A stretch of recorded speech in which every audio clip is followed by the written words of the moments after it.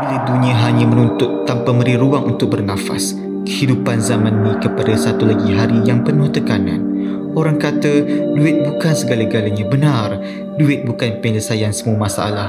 Tapi ketiadaan duit boleh mencipta masalah di setiap sudut kehidupan. Hello, Assalamualaikum, Cik Anwar Falah. Saya debt collector.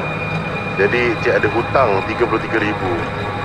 Sila bayar sebelum 28 Mei atau pihak kami akan membuat tindakan selanjutnya. Ini adalah amaran.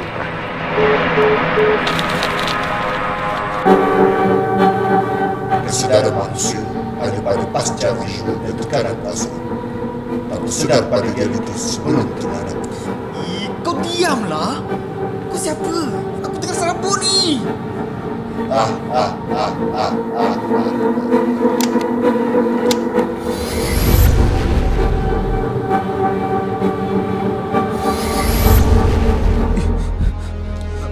Apa kau buat ni? Shh. Kau nampak tu siapa? Macam mana kau buat ni?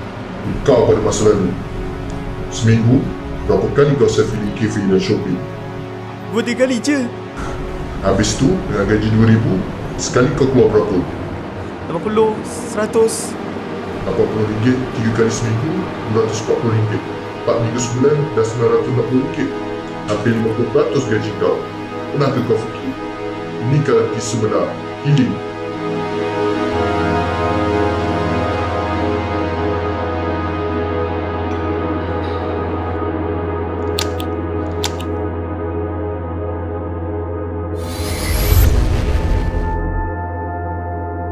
Kalau zaman dahulu kita berhutang, kita perlu buang air muka untuk meminta pada seseorang. Zaman sekarang bukan main mudah. Apa maksud kau? Buy now pay later. Mudah tapi Aku tahu silap aku berhutang BNPL sampai RM33,000. Tapi dulu aku ingat aku boleh bayar on time. ush. Tak perlu kau berdalih. Orang dulu kata ukur baju di badan sendiri. Kau tak boleh impulsif.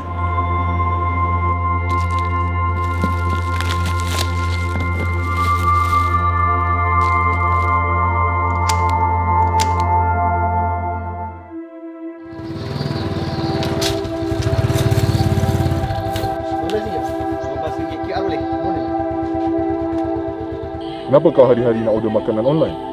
Kenapa? Kadang-kadang duduk rumah ni mengidam. Bukankah kat hujung rumah kau ni ada warung? Kenapa kau tak jalan kaki je ke situ? Aku tengok kau sihat je. Aku tahu sebab apa. Kemudahan ni semua memang beri kebaikan pada manusia. Tapi dia telah membuatkan kau yang menyalahgunakannya jadi malas.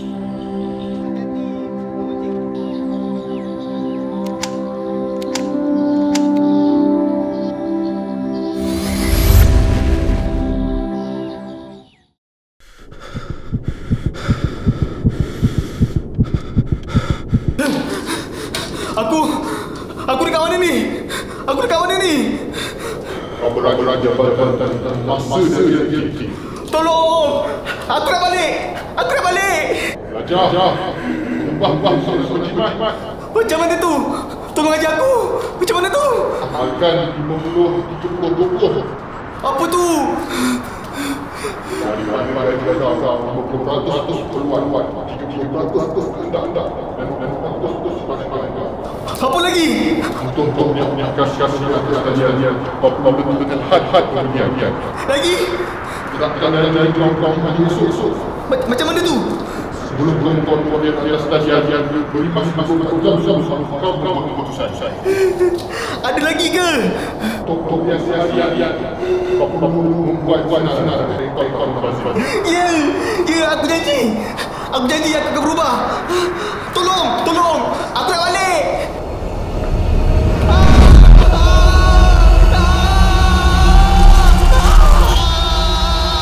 Oi, apalah tidur sini. Orang nak sapu pun susah.